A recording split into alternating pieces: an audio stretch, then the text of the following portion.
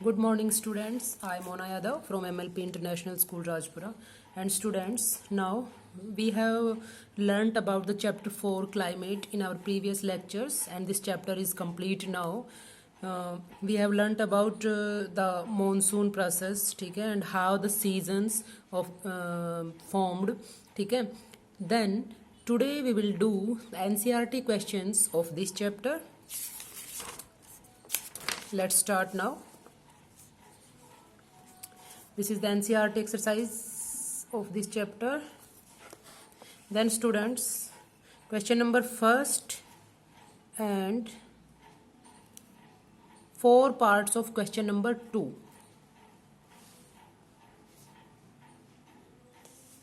have been complete in our last lectures, ठीक है. Then जिस स्टूडेंट्स ने उस लेक्चर को, उस वीडियो को नहीं देखा है, तो अब आप देख सकते हो. पार्ट नंबर 4 में मैंने इसके क्वेश्चन फर्स्ट एंड सेकंड जो है वो कराए हैं. 4 पार्ट्स सेकंड क्वेश्चन के एंड फर्स्ट क्वेश्चन कंप्लीट, ठीक है. 11 मई को ये हुआ था work.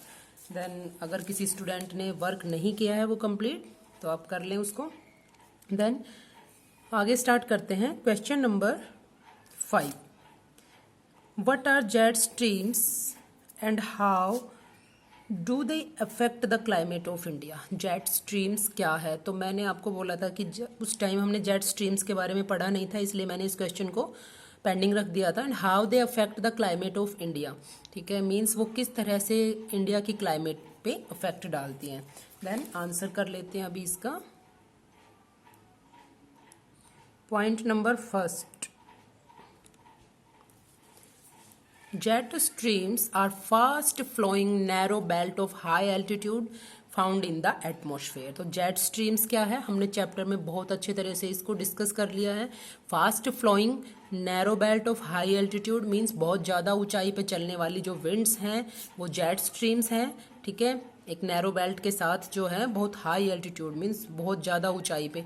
Found in the atmosphere means troposphere में ये फाउंड है, ठीक है. वहाँ पे मतलब बहुत ऊंचाई पे ये चलती है. और इनकी स्पीड के बारे में भी हम पढ़ लेते हैं. Point number 2, there speed varies from about 110 kilometre per our, ठीक है. तो इनकी स्पीड जो है समर में 110 kilometre per hour to about 184 kilometre per hour in winter, और विंटर में 184 किलोमीटर पर आवर, ठीक है. अब इनसे मतलब क्या इफेक्ट पड़ता है वो हम देख लेंगे अभी.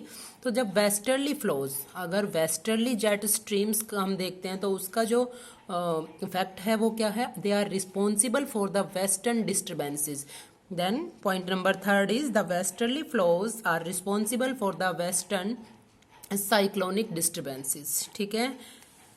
Point number 4, easterly jet streams cause tropical depressions.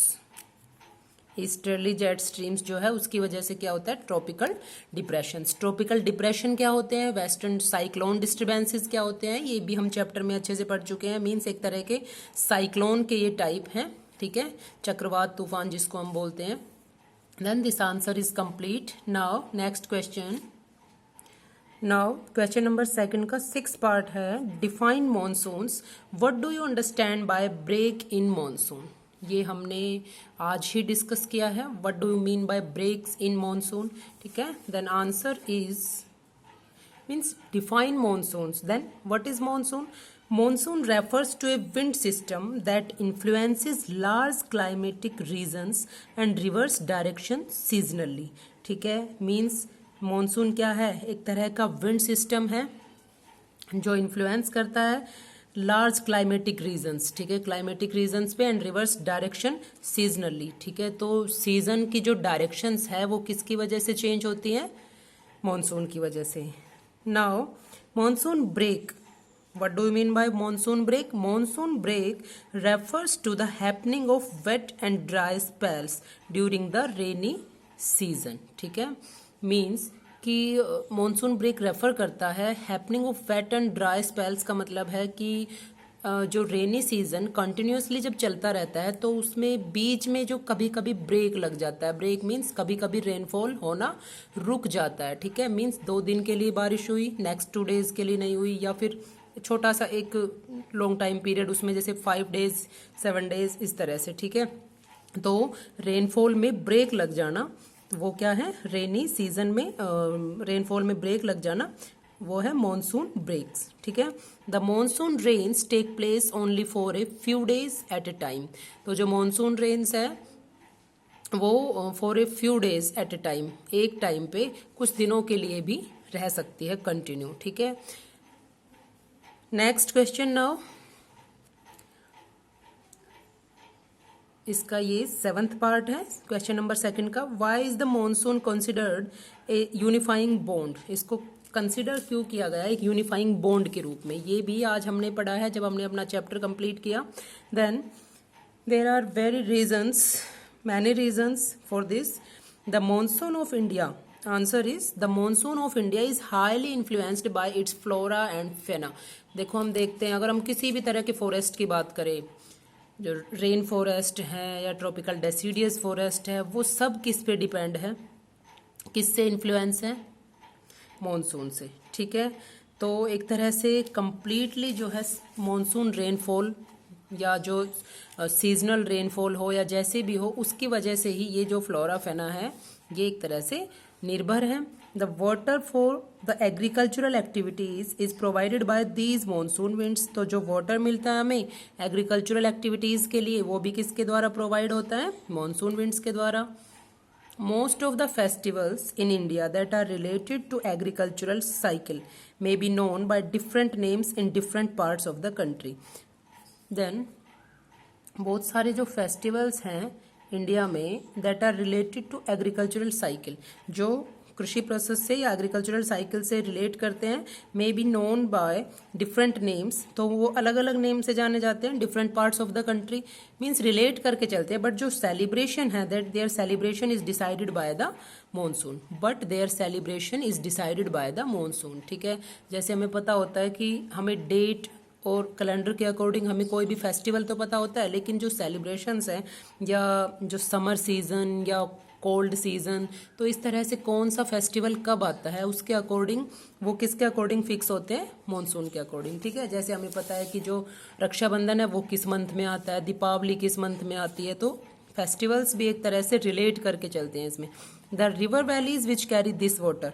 अब हम देखते हैं कि रिवर वैलीज जितना भी पानी रेनफॉल का होता है, तो हम मानते हैं कि अलग अलग रिवर, बहुत सारी रिवर वैलीज है जो कैरी करती है इस वाटर को, but also unite as a single river valley unit. लेकिन उसको जाना तो किस नाम से जाता है, रिवर वैली के नाम से ही, ठीक है। तो मीन्स एक सिंगल यूनिट में उसको जाना जाता है कि भाई किसी अदर नेम से नहीं, एक मतलब एक यूनिफाई दिखाया गया है, इसमें यूनिटी दिखाई गई है।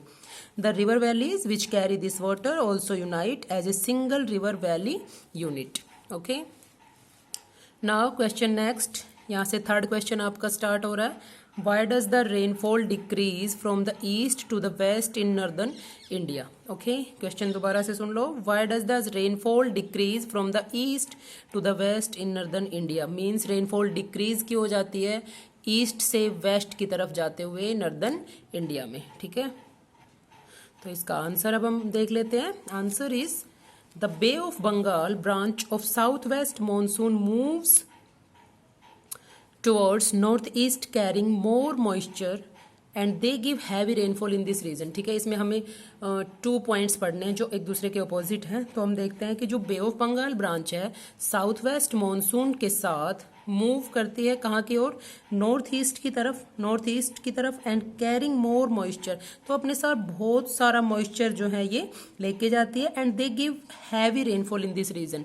तो ऑब्वियसली जो नॉर्थ ईस्ट है वहाँ पे हैवी रेनफॉल होगा, but as they move further towards west, लेकिन जब वो वेस्ट की तरफ मूव करती हैं दे कैरी लेस मॉइस्चर, तो वो अपने साथ ये हवाएं जो हैं वो अपने साथ कम मॉइस्चर लेके जाती हैं। So decrease in rainfall in the west, तो इससे क्या होता है वेस्ट में जो रेनफॉल है वो डिक्रीज हो जाती है। Then this is the reason to rainfall decrease from the east to the west in northern India, okay.